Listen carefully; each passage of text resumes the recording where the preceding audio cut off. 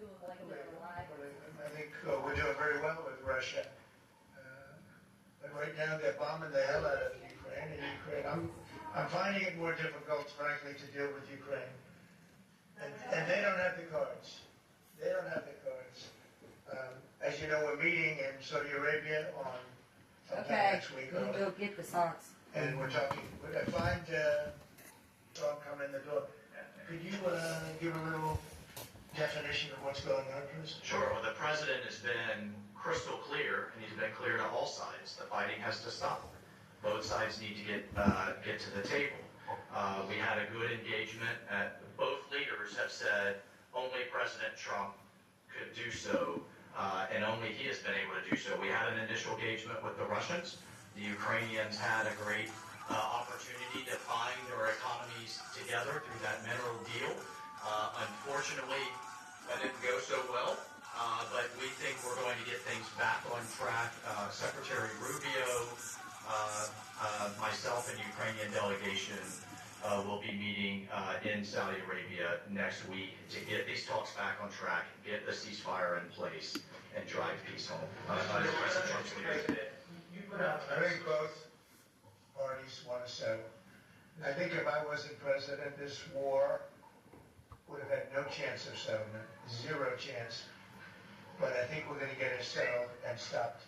We got to stop. They're losing on average 2,000 soldiers a week. That's a lot of soldiers. Do you agree with that? It's a lot of soldiers on both sides, I agree.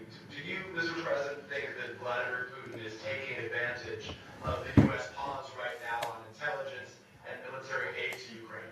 No, I actually think he's doing what anybody else would do. I think he wants to get it stopped and settled, and I think he's hitting them harder than he's been hitting them.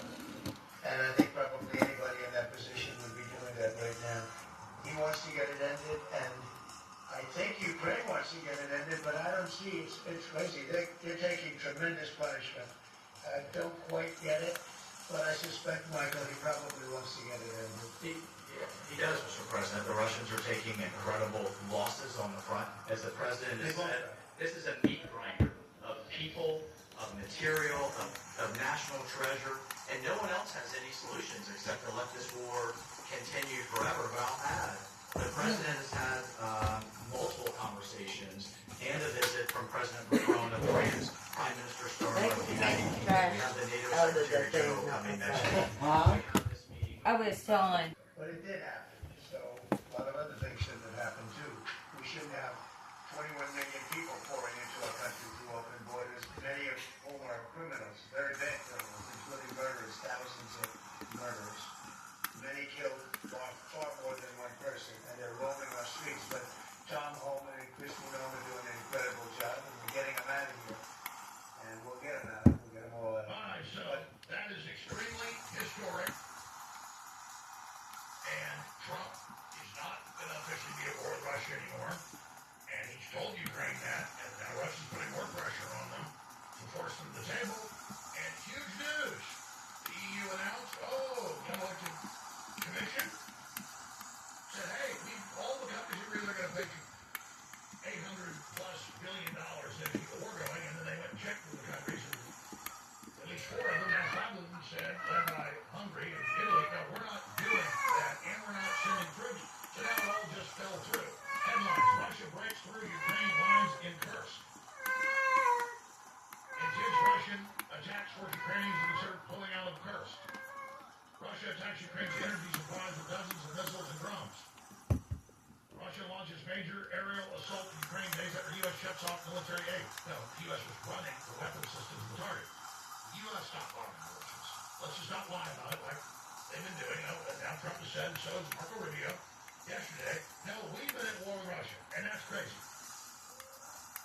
Just some American people didn't know, I guess. Russia hits Ukrainian power and gas facilities in widespread attack. Ukraine says Russia hit energy targets in overnight attack. Because now there's no U.S. missiles to shoot down the missiles. Latest headline: EU approves $800+ billion, $60 billion defense plan as U.S. scales back support. But then a day later, European Union fails to agree on a joint position on Ukraine. It wasn't true. The Commission, van der Leyen, that runs it, was trying to tell the countries that, and they actually in the agreements, she has the power to force them, but that won't be politically acceptable. The EU will end up falling if they force the dictatorial hand with more coups like we saw in Romania.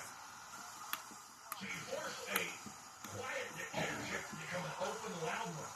Orban's misfinancing Ukraine's war effort would ruin Europe. They're already bankrupted. He's absolutely right. He goes over all the numbers. The European Union has failed to reach a deal on Ukraine as emergency meeting ends with NATO funding. Rearmament. There you go. So this is good news. But all they tried to announce they had success. It was a lie. Moscow reacts fiercely to Macron's nuclear rhetoric, calling it nuclear blackmail. What can France's 290 warheads do against the massive 6,000 strong Russian arsenal? That's just what they admit. They have emails Zelensky arrogance. Another reason, military assessment, danger, crushing Russian offensive. We'll be right back. It